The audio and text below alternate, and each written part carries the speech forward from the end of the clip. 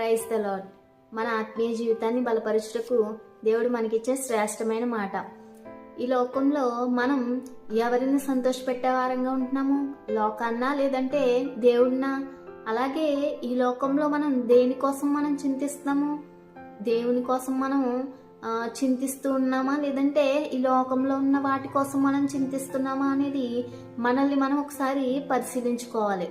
అలాగే బైబిల్లో చూసినట్లయితే 1 కొరింథీయులకు రాసిన పత్రిక 7వ అధ్యాయము 33వ వచనంలో పౌలు గారు ఈ విధంగా అంటారు కదా, పెండ్లి అయిన భర్త తన భార్యను ఏ విధంగా సంతోషపెట్టాలని, లేదంటే పెండ్లి అయినది తన భర్తను ఎలా సంతోషపెట్టాలని ఈ లోక సంబంధమైన వాటి కోసమే వారు ఆలోచిస్తూ ఉంటారని అక్కడ దేవుని వాక్యం సెలవిస్తుంది.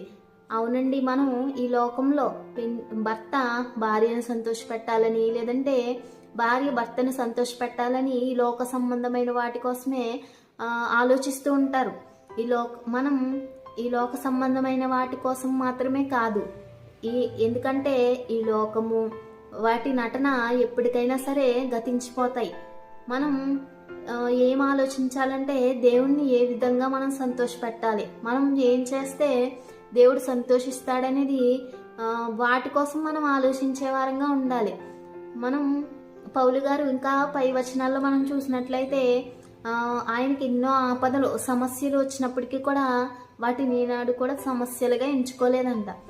తనకున్నది ఎప్పుడు కూడా సంఘం గురించే చింత ఉండేదంట.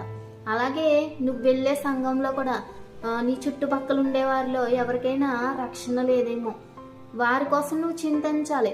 వారిని దేవుని మార్గం వైపు నడిపించేదానిగా నువ్వు ఉండాలి. అటువంటి చింత నువ్వు కలిగి ఉండాలి. అలాగే నీ బంధువుల్లో ఎవరికైనా రక్షణ లేదేమో, వారు ఇబ్బందుల్లో ఉన్న సమస్యల్లో ఉన్న వారికి మన సమస్యను తీర్చగలిగే సమర్థుడు దేవుడు ఉన్నాడని వారికి నువ్వు చెప్పాలి. అప్పుడే కదా దేవుడు నీ పట్ల సంతోషిస్తాడు. ఇలాంటి కార్యాలు మనం చేయడం వల్లే దేవుడు సంతోషిస్తాడు.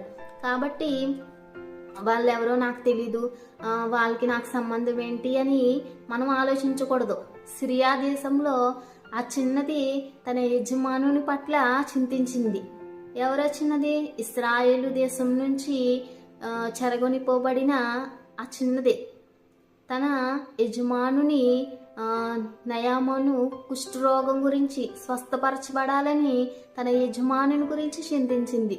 అలాగే మనము కూడా మనం చుట్టుప్రక్క ఉన్న వాళ్ళ కోసము, మన బంధువుల కోసం, మన బంధువుల రక్షణ కోసం మనం చింతించే వారంగా ఉండాలి, ప్రార్థించే